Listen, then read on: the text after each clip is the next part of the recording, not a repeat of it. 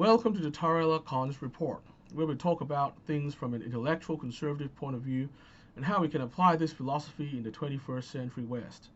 I come from a moderate centrist viewpoint, which means I appreciate conservative philosophy and try to balance it with the need for progress. In recent years, something weird has been happening among those people who politically identify as conservatives.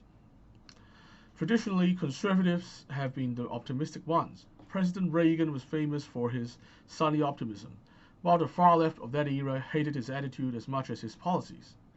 The book The Power of Positive Thinking and the ideas it promoted have been popular with conservatives for 3 generations, while Herbert Marcuse called for the appreciation of negative thinking.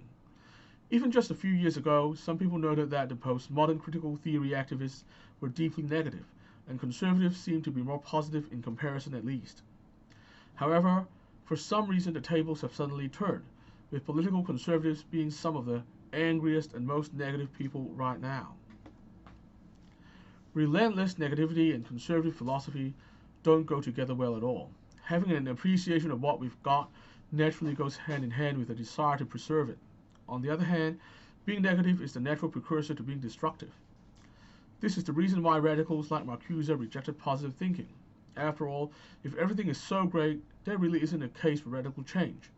Hence, conservatives being negative are actually making the radicals' case for them.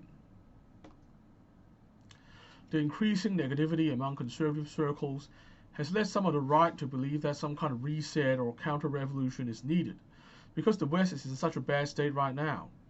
Even those who might not go this far might nonetheless be on board with suspending some norms of civility, respect, and free speech, because we are supposedly in some kind of state of emergency.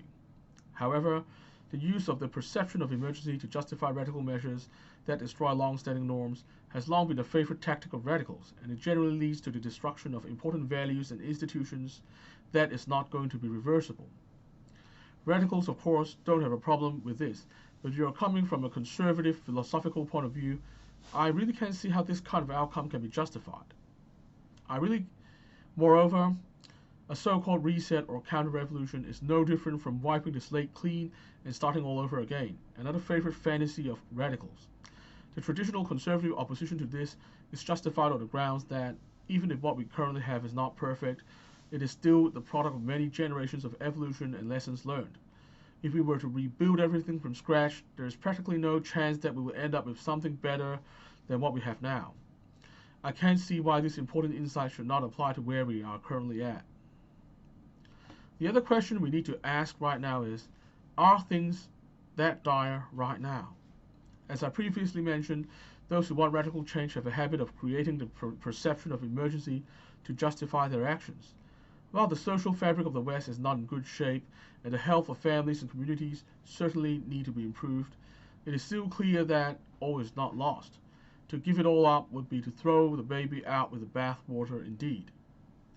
That's all for today. I'll be back next time to discuss another big idea. Remember, this show, the personalities don't matter, it's the ideas that matter. Until next time, remember to resist conformity and stay positive. Our future depends on it.